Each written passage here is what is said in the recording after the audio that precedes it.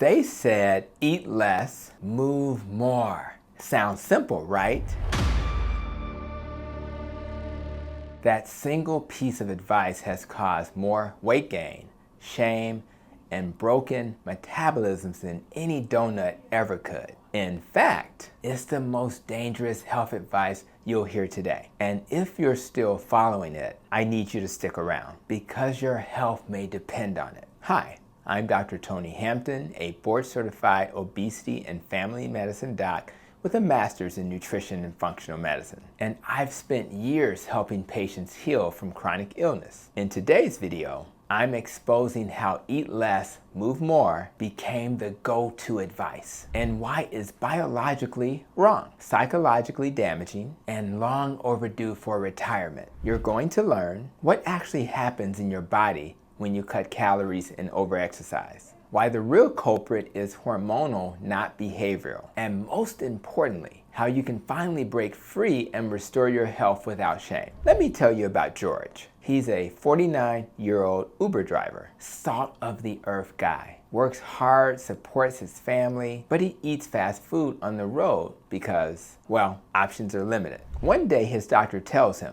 you need to lose weight, eat less, move more. So George starts skipping meals and hitting the gym. At first he drops a few pounds, but then comes the hunger, the cravings, the energy crashes. Now he's heavier than before and he blames himself. Sounds familiar? Let's rewind. In the 1950s, scientist Ansel Keys cherry-picked data to blame fat for heart disease, and the government ran with it. By 1980, the first U.S. dietary guidelines told us to eat less fat, eat more carbs, and avoid cholesterol. So we did. Fat-free yogurts, Snackwell cookies, sugary cereals with a heart-healthy stamp. And obesity rates exploded. Why? Because we focused on quantity, not quality. We turned real food into frankenfood, and calories became the enemy instead of the messenger. Here's what happens when you just cut calories. Your thyroid slows down to preserve energy. Your leptin drops so you stop feeling full. Your ghrelin spikes so you feel hungrier. Your brain resists weight loss to protect you from starvation. Your muscle mass shrinks, dropping your metabolic rate. And exercise is good for your heart and mind, absolutely, but it burns far fewer calories than most people think. You can't outrun a bad diet or bad advice. So let's talk about the invisible harm. When eat less, move more doesn't work, people don't question the advice. They blame themselves. Maybe I'm just lazy. I must be weak. Everyone else is succeeding. What's wrong with me? We've seen an explosion in disordered eating, weight cycling, chronic guilt, and mental burnout. And the worst part, even doctors kept repeating it. We handed patients a prescription for self-blame, and it broke my heart. So let me say this clearly. I'm sorry for every time you were told to just try harder. I'm sorry for the years you wasted starving and suffering. I'm sorry we ignored the science while your body begged for help. We meant well, but we were wrong. Now let's talk about what actually works. When you reduce carbs and increase healthy fat and protein, your insulin drops,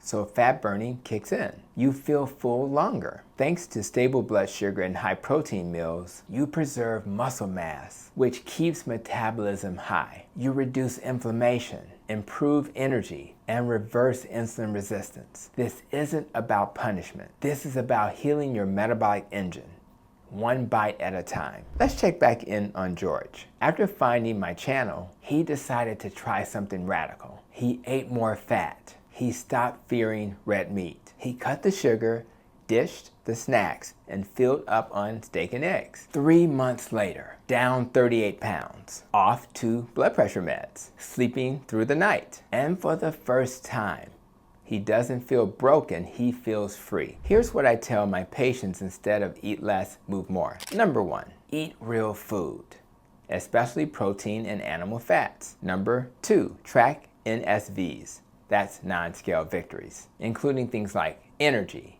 cravings, sleep, labs. Number 3, sleep 7 to 9 hours. Poor sleep spikes cortisol and blood sugar. Number 4, walk daily. Not to burn calories, but to regulate hormones. Number 5, cut sugar and seed oils.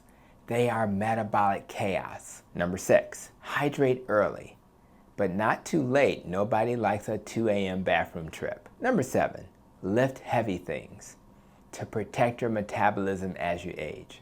That's my simple recipe for success. And if this message is resonating, let's break the algorithm together. Tap that like button, subscribe, and share this video with someone still stuck in calorie jail. Let me tackle a few myths while we're here. Low carb ruins your kidneys. Nope. Unless you already have severe kidney disease, protein is actually protective for your kidneys. You need carbs for energy. False. Your body can run beautifully on fat and ketones. Fat makes you fat, only when combined with sugar and processed carbs. Alone, fat is a metabolic ally. Always remember, obesity isn't a willpower problem. It's not just about eating too much. It's a complex metabolic puzzle, including things like insulin resistance, food addiction, trauma, hormonal dysfunction, mitochondrial fatigue. If you treat the root, the scale will follow. So here's the truth. You are not broken. The advice was, but now you know better. You don't need another starvation diet. You need nourishment, empowerment, and science that honors your biology. And I'm here to walk that journey with you. Click the playlist below and open the video description. I've curated a full series of reversing metabolic disease, hormone healing, and the truth about fat loss. And drop a comment below. What bad advice were you given that you now reject? Let's build a community of metabolic truth tellers. This is educational comment, not medical advice. But I do hope it's the kind of education your doctor eventually agrees with. If they don't, send them this video. And with the advice in this video, you're not just burning fat, you're building freedom. And every step you take, from the kitchen to the clinic, is a victory. I'll see you in the next video.